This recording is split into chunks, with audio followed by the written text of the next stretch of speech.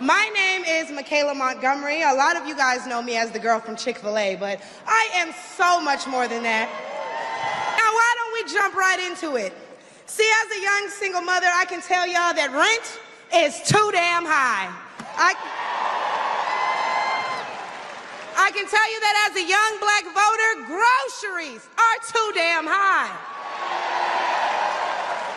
And as an American citizen, period, seniors like my parents should never have to choose between medicine or food. It should never be the quality of life versus the quantity of life.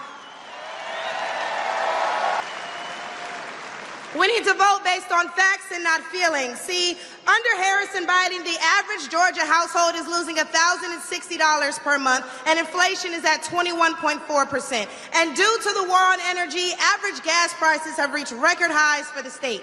We also did a poll, and 80% of us black Americans are not happy with the current state of the economy, so I'm going to need 80% of y'all to vote accordingly in November.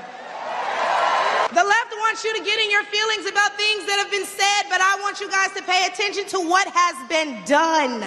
They don't want to talk policy. They just want to use propaganda to steal your vote.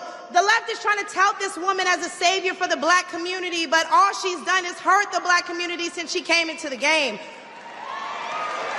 See, the first step in destroying the black community is to dismantle the black family. So aside from her record as a prosecutor, why don't we ask Mrs. Willie Brown if Kamala Harris cares about black families?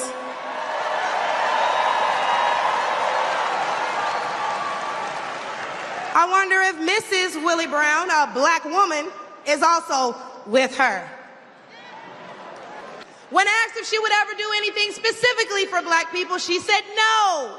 Whereas Trump gave us the Platinum Plan, which specifically uplifted the black community by increasing capital by almost $500 billion, creating 500,000 new black businesses, and would give black churches the ability to fight for federal resources for their communities. We acting like strong borders aren't a thing literally everywhere else in the world. Since when has being patriotic been a crime? A few weeks ago at the debate, Trump mentioned black jobs, and a lot of people got in an uproar as if they didn't know what he meant. Well, we go to the polls and cast our black vote. We go to the stores and spend our black dollar. We live in our black community, but for whatever reason, we draw the line at a black job.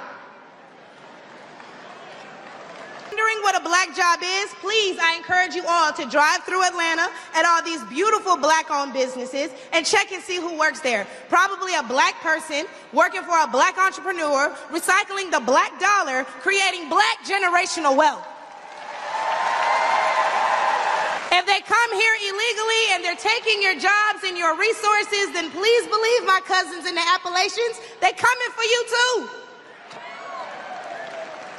And y'all know Kamala Harris has yet to say Laken Riley's name. As borders are, she opened the border to millions of illegal immigrants that have flooded American streets with deadly drugs and gangs that have spiked overdoses by over 124% and brought more crime into minority communities.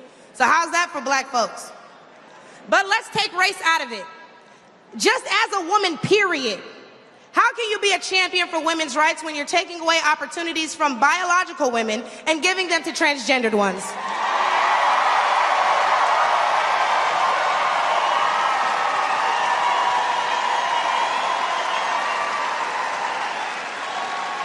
I'll wait, y'all, because I wasn't done. See, how can you promote equity for women and you're allowing men to play in women's sports?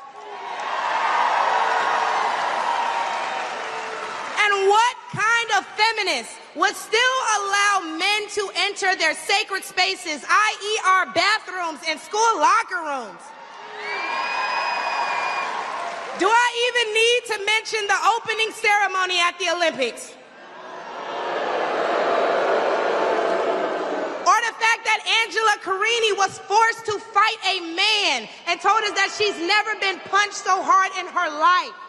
We cannot allow dangerous liberals who think things like this are okay into the White House, because my daughter will not be fighting a man at her wrestling match.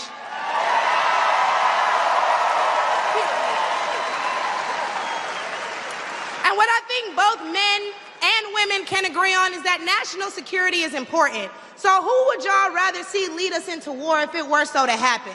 My silk pressed sister Kamala, or the big dog Donald Trump?